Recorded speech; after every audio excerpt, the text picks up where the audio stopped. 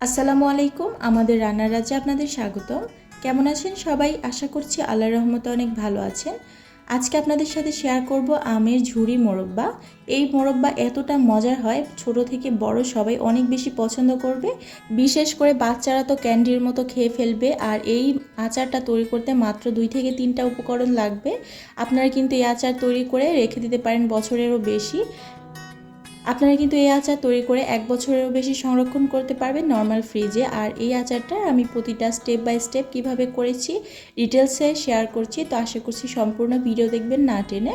তো চলুন আজকের এই ঝুরি মোরব্বা কীভাবে তৈরি করেছি দেখে নেওয়া যাক। প্রথমেই আমি এখানে নিয়েছি প্রায় 1.5 কেজি পরিমাণে কাঁচা আম। আর এই আমটা প্রথমেই খুব ভালো করে ধুয়ে নিতে হবে, এরপরে খোসা ছাড়িয়ে নিতে হবে। তো আমি খুব ভালো করে পরিষ্কার করে খোসা ছাড়িয়ে নিয়েছি, মাঝখান থেকে কেটে আমি বীজের অংশটা ফেলে দিয়েছি। আমার এই আমটা ছিল একেবারে কাঁচা, পরিপক্ক আম ছিল না। আপনাদের যদি বীজের অংশ থাকে, মানে বীজের অংশ যে মোটা খোসাটা আছে আর কি, ওইটা যদি থাকে তাহলে বটির সাহায্যে কুচি কুচি করে নিতে পারেন। তো আমি আমার সুবিধার জন্য এখানে গ্রেটার ব্যবহার করছি। আর আমার এই গ্রেটারের অংশটা বেশ মোটা, এজন্য কিন্তু কুচি করা খুবই সুবিধা। একেবারে পাতলা করে গ্রেট করা যাবে না, বেশ মোটাই রাখতে হবে, আবার অতিরিক্ত মোটাও না। তো আমি কেমন করেছি আপনারা দেখে বুঝতেই পারছেন। আপনারা যদি এই আচারটা আরও বেশি ঝরঝরে দেখতে চান তাহলে আরও একটু মোটা করবেন। আমি একটু চিকনই করেছিলাম, কারণ আমার এই গ্রেটার দিয়ে এই থেকে বেশি মোটা করা যাচ্ছিল না। তো এই যে আমার সম্পূর্ণ আম গ্রেট করা হয়ে গেছে, দেখতেই পাচ্ছেন আমি কিভাবে গ্রেট করছি। এইবার এই আমগুলা আমি লবণ দিয়ে মাখাবো, এতে করে কিন্তু আমগুলা শক্ত হবে আর এক্সট্রা যে আমের টক ভাব আছে এটা চলে যাবে। মূলত এই কারণে এই লবণ দিয়ে আমটা মেশানো।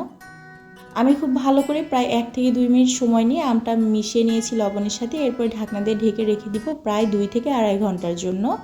তো আমি প্রায় 5-6 বার পানি চেঞ্জ করে আমটা খুব ভালো করে পরিষ্কার করে নিয়েছি, যেন নোনতা ভাবটা চলে যায়।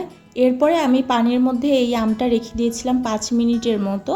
5 মিনিট পর আবারও আমি খুব ভালো করে ধুয়ে এবার পানি চিপে চিপে আমি একটি কাপড়ের ওপরে বিছিয়ে দিচ্ছি, এতে করে আমের গায়ে যে এক্সট্রা পানি আছে এই পানিগুলো যেন চলে যায়। আপনারা কিন্তু চাইলে আম একটা বড় কিছুর উপরে ছড়িয়ে আধা ঘন্টার জন্য রোদেও দিতে পারেন, তবে এখন কিন্তু আকাশ ভালো না, মেঘলা আকাশ, তো রোদে দেওয়া সম্ভব না। আপনারা আমার মতো প্রসেসটা করে ফ্যানের বাতাসে শুকাতে দিবেন প্রায় 1 ঘন্টার জন্য। অবশ্যই কিন্তু আমের এই আচার তৈরিতে প্রতিটা টিপস ফলো করতে হবে। যদি আপনারা ফলো না করেন তাহলে কিন্তু পারফেক্টলি আচার তৈরি হবে না। তো আমি প্রায় 1 ঘন্টার জন্য একটা বড় কাপড়ের উপরে সম্পূর্ণ আম বিছিয়ে দিয়েছিলাম ফ্যানের বাতাসে। 1 ঘন্টা পরে আমি ফিরে আসছি। তো এইবার চলে যাব আচার তৈরিতে। তো এখানে আমি একটি কড়াইয়ের উপরে দিয়ে দিলাম 1.5 কাপ পরিমাণে চিনি, তার সাথে দিয়ে দিলাম একটা তেজপাতা, 1.5 ইঞ্চি পরিমাণে দিয়ে দিলাম দারুচিনি, সাথে দিয়ে দিলাম 3টা এলাচ। আমি একটু মুখটা ফাটিয়ে নিয়েছি, সুন্দর ঘ্রাণ যেন হয় এই জন্য। আপনারা যদি আচার বেশি পরিমাণে করেন তাহলে অবশ্যই এখানে ভিনেগার অ্যাড করবেন চিনি দেওয়ার পরে, এতে করে কিন্তু আচার অনেক দিন ভালো থাকবে ফ্রিজের বাহিরে। আর যদি ফ্রিজে রেখে দেন এয়ারটাইট বক্সে করে তাহলে কিন্তু ভিনেগার না দিলেও হবে। আর আমি যে পরিমাণে আচার তৈরি করছি এতে করে সর্বোচ্চ 2 থেকে 3 দিন যাবে, এর বেশি একদিনও যাবে না, এই জন্য আমি ভিনেগার আর দিলাম না। তো এই যে আমার চিনি প্রায় একটু গলে গেছে, এই পর্যায়ে আমি দিয়ে দিলাম আমগুলো। তো আমি প্রথমে খেয়াল করি নাই, মানে আমার প্রথমে খেয়াল ছিল না আর কি, চিনি দেওয়ার পরে আমটা দেওয়া দরকার ছিল, কারণ যখন এই চিনিটা ক্যারামেলাইজড হয়ে যাবে তখন কিন্তু একটা কালার চলে আসবে যেটা মোরব্বার গ্লাসি কালারটা নষ্ট করে দিবে। তো ওই জন্য আমি কিন্তু যখন মনে হয়েছে আর কি তখনই আমি আমটা দিয়েছি, যার কারণে প্রথম দিকে চিনিটা একটু দলা পেকেছিল। পরে আস্তে আস্তে এই যে একেবারে পানি ছেড়ে দিয়েছে আম থেকে, চিনি গলে একেবারেই। এই পর্যন্ত চুলার জাল মাঝারি ছিল। যখন একেবারে আম থেকে পানি ছেড়ে দিয়েছে এবার এই পানিগুলো শুকানোর জন্য একেবারে হাই হিটে করে দিতে হবে চুলার জাল, অনবরত নেড়েছেড়ে এবার একেবারে শিরা ঝোল বা পানি একেবারে কমিয়ে ফেলতে হবে।